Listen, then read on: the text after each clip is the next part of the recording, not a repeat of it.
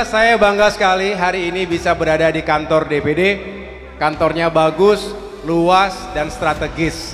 Mudah-mudahan bisa menjadi rumah perjuangan bagi Demokrat DKI Jakarta.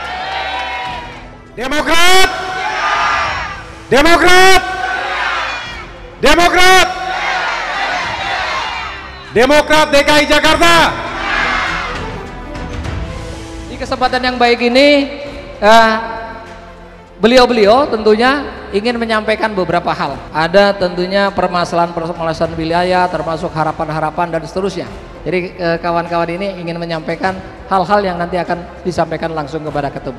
Saya sebenarnya sangat terharu dengan acara seperti ini karena saya baru lihat juga ada ketua partai, beliau bertemu langsung dengan kita.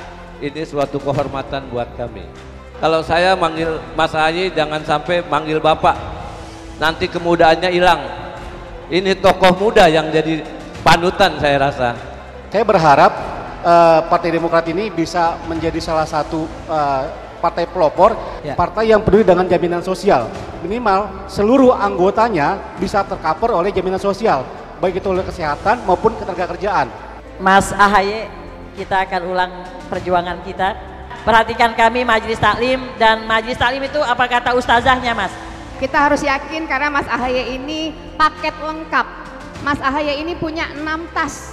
Ya, yang pertama adalah integritas, yang kedua adalah kapabilitas, yang ketiga etikabilitas, yang keempat intelektualitas, yang kelima popularitas, yang keenam elektabilitas. Jadi Mas Ahaye ini sangat ideal ya untuk memimpin negeri ini.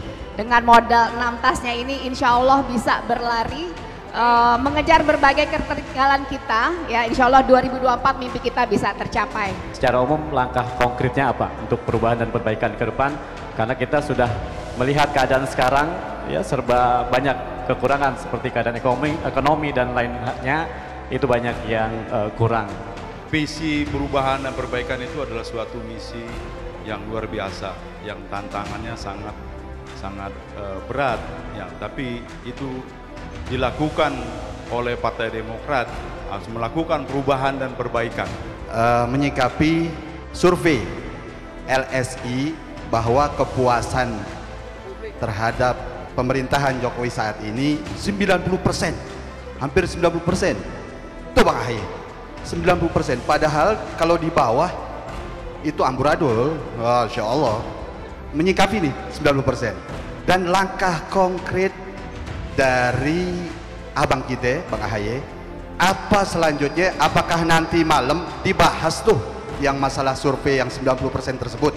Cawe-cawe boleh kasih tahu ke kita nih saat ini, gitu. Ya, untuk itu boleh dah kasih tahu apa nih dampaknya yang survei tersebut 90% ini pembodohan publik termasuk. Jadi mudah-mudahan diangkat nih nanti malam cawe-cawenya oleh abang kita.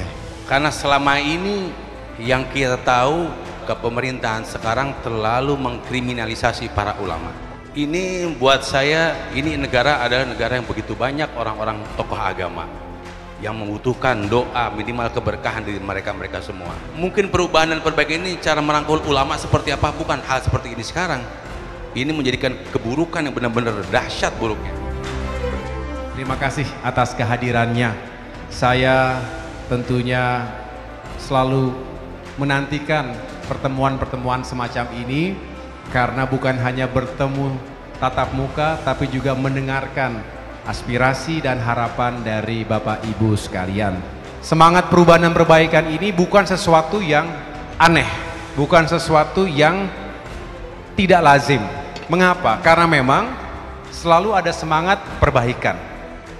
Karena kita tahu ada banyak masalah di negeri kita. Tapi kita juga tidak menihilkan. Kita apresiasi dan mengucapkan terima kasih kepada apa yang telah dicapai selama ini oleh pemerintahan sekarang dan pemerintahan-pemerintahan sebelumnya. Bagi Partai Demokrat, yang perlu diperbaiki, yang sangat perlu diperbaiki, tadi juga ada pertanyaan bagaimana konkretnya begitu ya. Pertama itu cara pandangnya. Kalau pembangunan itu hanya dilihat sebagai pembangunan serba benda, ini benda, jalanan tuh benda, kita perlu infrastruktur, betul. Tetapi kalau hanya diutamakan infrastruktur, apalagi infrastruktur atau proyek-proyek yang tidak langsung bisa menjawab permasalahan rakyat hari ini, itulah mengapa saya mengatakan tadi, pertama mindsetnya dulu. Kita harus utamakan pembangunan manusianya. Jadi kalau yang membedakan antara orientasi pembangunan ekonomi hari ini dengan yang berikutnya, insya Allah, jika koalisi perubahan ini bisa berlayar, maka kita akan meletakkan pembangunan manusia di atas segalanya. Utamanya pendidikan, kesehatan, dan peningkatan kesejahteraan. Termasuk diantaranya berarti pengurangan kemiskinan, mengurangi ketimpangan, dan lain-lain. Ada yang mengatakan sebelumnya 83% puas terhadap kinerja pemerintahan sekarang. 83%. Saya pikir, wah ini udah luar biasa. Kemarin 90%. Langsung komentar saya, kenapa nggak 100% sekalian? Semuanya puas, semuanya happy, ketawa-tawa happy kita. Faktanya, setiap kita turun ke lapangan, ke berbagai daerah, berbagai masyarakat, mereka menyampaikan aspirasi dan harapannya agar terjadi perubahan dan perbaikan terhadap kehidupan mereka.